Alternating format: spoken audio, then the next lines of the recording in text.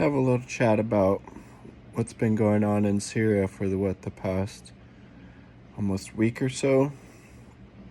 At this point, who are the parties involved? What are their aims? What is a anti-imperialist perspective on this? So the timing of this is really important and factors in a big way. So this conflict reignited in Syria very shortly after the EI crew, Electronic Intifada, the uneven ceasefires, I believe is how they described it, between Lebanon and Israel was signed.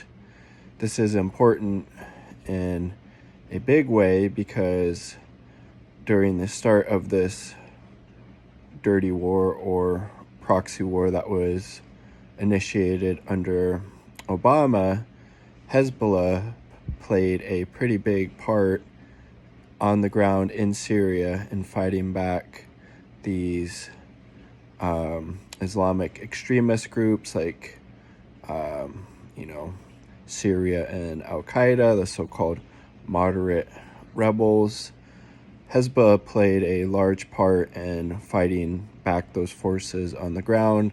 They were invited into the country by Syria due to the terms of this uneven ceasefire that's going to kind of make that very difficult, if not impossible, for that to happen without the terms of that uneven ceasefire being broken. So that is one of the reasons that these Al-Qaeda linked groups, these Islamic extremist groups like HTS, have been able to advance fairly quickly into Aleppo.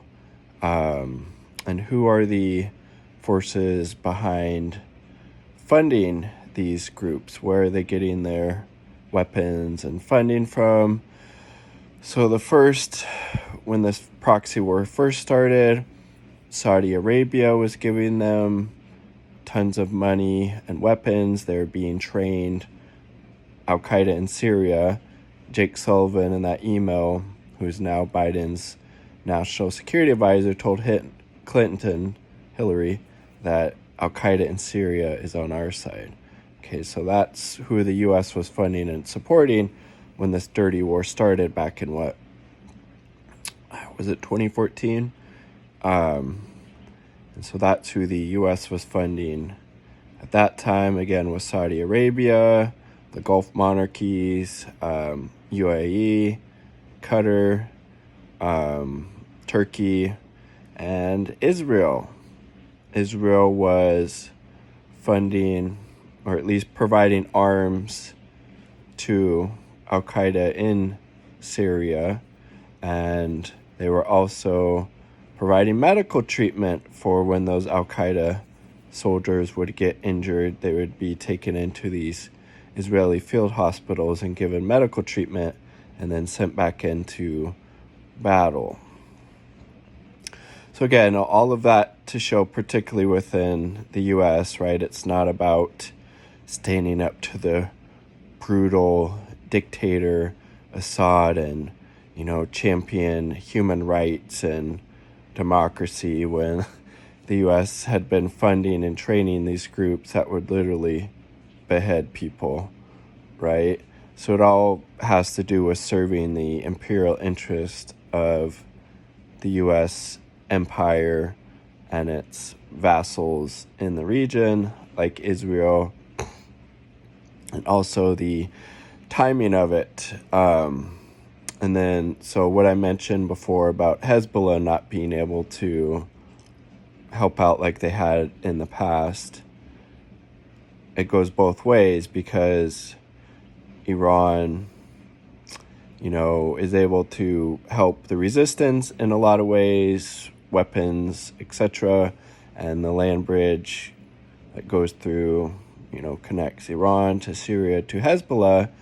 If these Islamic extremist groups that are on the side of U.S.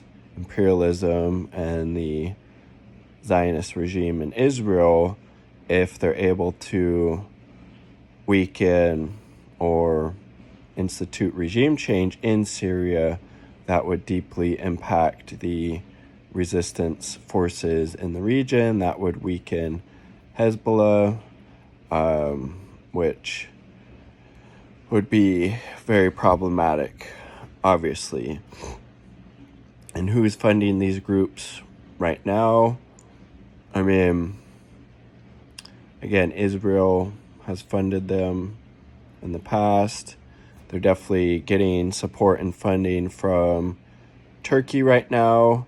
Ali Abu Mina on Electronic Intifada said that these groups probably aren't being as supported as heavily as they were by UAE and Saudi Arabia like they were in the past, but Qatar does seem to be still siding with these quote-unquote moderate rebels, and that view is supported by how the coverage of this has been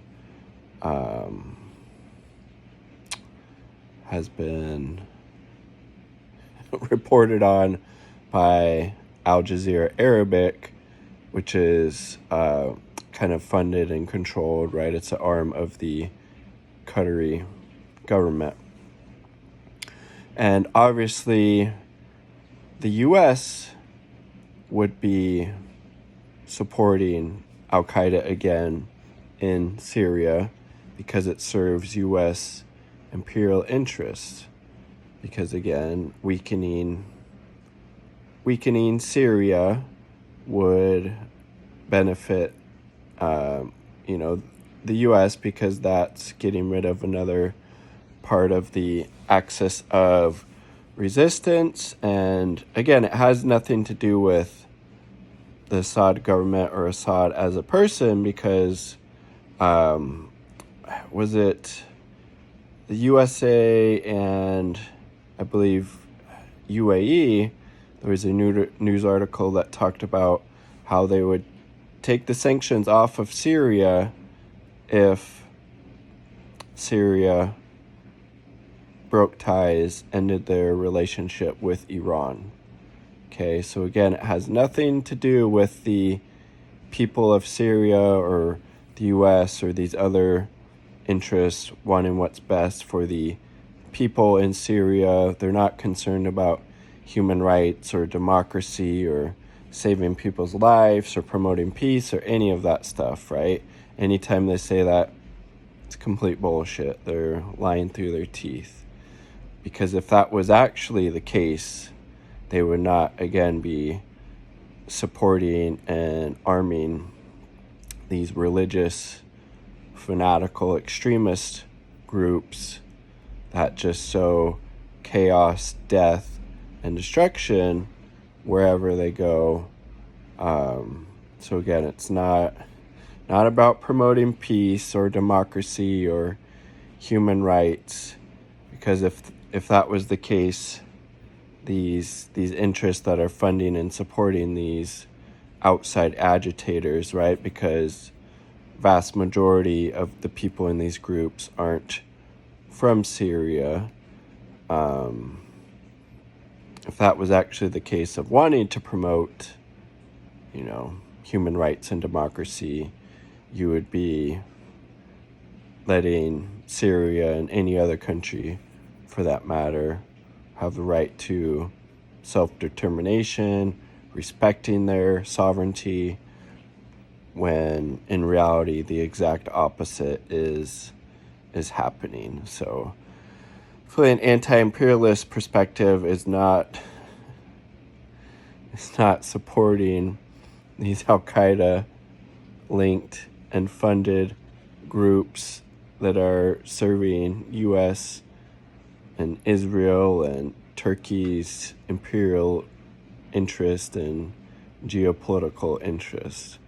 It is having a concrete analysis of what's actually going on and seeing through the smoke and mirrors and seeing what's happened in the past and using that information along with the information that we're getting now to inform a anti-imperialist perspective, which again, like, it's pretty easy, right? Really, you can just look at it through very simple lens. I mean, I would say 99 times out of 100, maybe 100 out of 100, let's say post-World War II, right?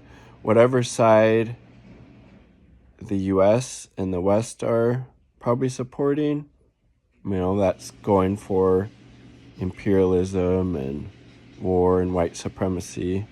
Probably good to, not support what they're trying to do, because it's usually going to be wrong.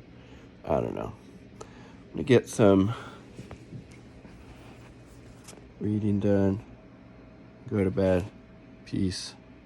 Much love.